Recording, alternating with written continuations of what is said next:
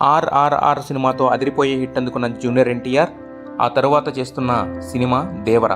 దాదాపు 2 ఏళ్లకు పైగా షూటింగ్ జరుపుకున్న దేవర అనేక సార్లు పోస్ట్ పోన్ అవుతూ ఎట్టకేలకు ప్రేక్షకుల ముందుకు వచ్చింది. ఈ సినిమా టీజర్, ట్రైలర్ అన్నీ కూడా ఆసక్తికరంగా ఒక కొత్త కథను చూడబోతున్నామనే ఫీలింగ్ అయితే కలిగించాయి. కానీ ఈ సినిమా చుట్టూ కొన్ని ప్రశ్నలు మాత్రం మిగిలే ఉన్నాయి. ఈ సినిమాతో ఎన్టీఆర్ రాజమౌళి సెంటిమెంట్ ని బ్రేక్ చేయగలుగుతాడా? ఆచార్య లాంటి డిజాస్టర్ ఇచ్చిన కొరటాల శివ రైటర్ గా, డైరెక్టర్ గా కంబ్యాక్ అవుతాడా?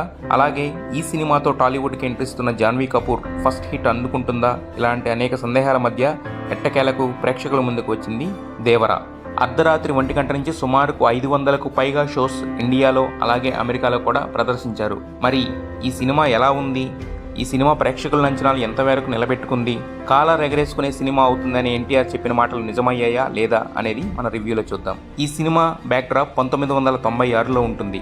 నిఘా వర్గాల హెచ్చరికలతో 1996లో యతి అనే ఒక గ్యాంగ్స్టర్ను పట్టుకునేందుకు శివం ఏపీ, తమిళనాడు బోర్డర్లో ఉన్న రత్నగిరికి వెళతాడు.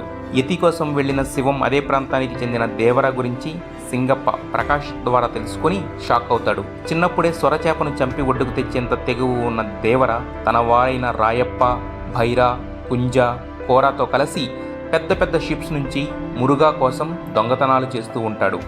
అలాంటి దేవర ఒక దొంగతనం చేస్తున్న సమయంలో మనసు మార్చుకుని ఇక దొంగతనం చేయకూడదని ఫిక్స్ అవుతాడు. అయినా వినని తన వారిని భయపెడతాడు. ఆ భయం దెబ్బకు వాళ్లకు మళ్లీ తప్పుడు పని కోసం సముద్రం ఎక్కాలి అంటేనే భయపడతారు. అంతలా భయపెట్టేందుకు దేవర ఒక కీలక నిర్ణయం తీసుకుంటాడు. ఆ కీలక నిర్ణయం ఏమిటి? అందరినీ భయపెట్టే దేవర కొడుకు వర ఎందుకు భయస్థుడిగా మారతాడు? వరాను పెళ్లి చేసుకునేందుకు తంగం ఏం చేసింది? అసలు దేవర మాటకు బైరా ఎందుకు ఎదురు చెబుతాడు? చివరికి శివంకి యతి దొరికాడా లేదా అనే విషయాలు తెలియాలంటే సినిమాని బిగ్ స్క్రీన్ మీద చూడాలి. దేవర అనే సినిమా మొదలుపెట్టినప్పుడే ఇది పూర్తిగా ఫిక్షనల్ స్టోరీ అని, forgotten lands of coastal area అని శివ ముందే ప్రకటించారు.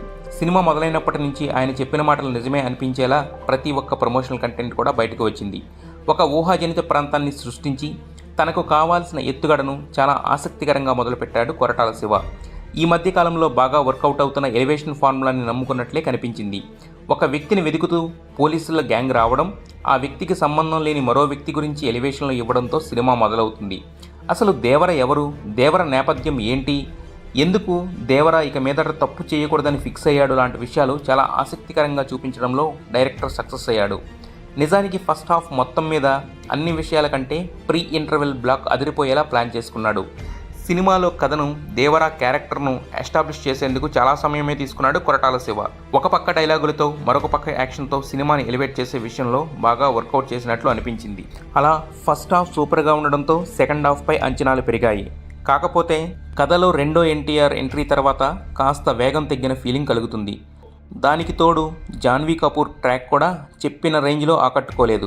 కానీ వర పాత్రతో ఆమె కాంబినేషన్లో ఉన్న సాంగ్ మాత్రం ఎంజాయ్ చేసేలా డిజైన్ చేశారు. అయితే ఫస్ట్ హాఫ్తో పోలిస్తే సెకండ్ హాఫ్ కొంచెం వేగం తగ్గిన ఫీలింగ్ కలుగుతుంది. కానీ క్లైమాక్స్ విషయంలో మాత్రం సినిమా రెండో పార్ట్ కోసం వదిలిన లీడ్ ఆసక్తి రేకెత్తించేలా ఉంది. కట్టప్ప బాహుబలిని ఎందుకు చంపాడు అని బాహుబలిలో ఆసక్తి రేకెత్తించిన విధంగానే ఈ సినిమాలో కూడా ఒక ట్రాక్ డిజైన్ చేశారు.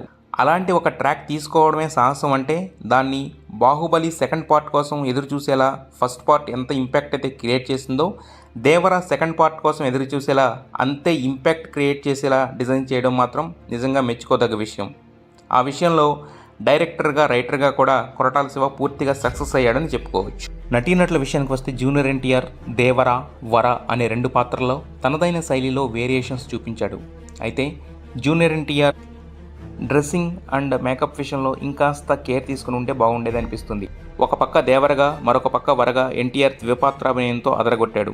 అయితే జాన్వీ కపూర్కి ఎన్టీఆర్తో కాంబినేషన్ సీన్స్ చాలా తక్కువ. ఉన్నంతలో మాత్రం ఆమె యాక్టింగ్తో, లుక్స్తో అలరించింది. ఇక విలన్గా నటించిన సైఫ్ అలీ ఖాన్ మాత్రం జూనియర్ ఎన్టీఆర్ని ఢీకొట్టే పాత్రలో ఒక రేంజ్లో నటించాడు. ముఖ్య పాత్రలో నటించిన ప్రకాష్ రాజ్, కళయరసన్, శ్యాన్ చాన్ టాంకో, శ్రీకాంత్, శృతి మరాఠీ, మురళీ శర్మ, అభిమన్యు సింగ్ వంటి వాళ్ళు తమ పాత్రల పరిధి మేర నటించి ఆకట్టుకున్నారు. నిజానికి ఈ సినిమాలో చాలామంది పాత్రధారులు ఉన్నారు. టెక్నికల్ టీం విషయానికి వస్తే సినిమాకి హీరో జూనియర్ ఎన్టీఆర్ అయితే టెక్నికల్ టీంలో మాత్రం అనిరుద్ధ్ హీరో అనిపించాడు. సాంగ్స్ ఇప్పటికే ఎలాంటి టాక్ తెచ్చుకున్నాయో అందరికీ తెలిసిన విషయమే. కానీ బ్యాక్గ్రౌండ్ స్కోర్ విషయంలో మాత్రం ఒక రేంజ్లో అదరకొట్టేశాడు అనిరుద్ధ్. ఇక అనిరుద్ తర్వాత ఆ స్థాయిలో మంచి మార్కులు కొట్టేసింది మాత్రం యాక్షన్ కొరియోగ్రాఫర్స్.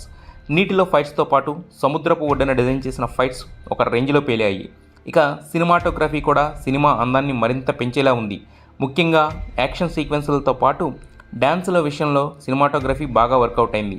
ఇక కంప్యూటర్ గ్రాఫిక్స్ కూడా ఆకట్టుకునేలా ఉన్నాయి. ఓవరాల్గా చూస్తే మాత్రం ముందు నుంచి ఫ్యాన్స్ ఎగరేసే సినిమా అవుతుందని చెప్పిన జూనియర్ ఎన్టీఆర్ మాటలు ఈ సినిమాతో నిజమయ్యాయి అనిపిస్తుంది. మీకు ఎలా అనిపించిందో కింద కామెంట్ చేయండి.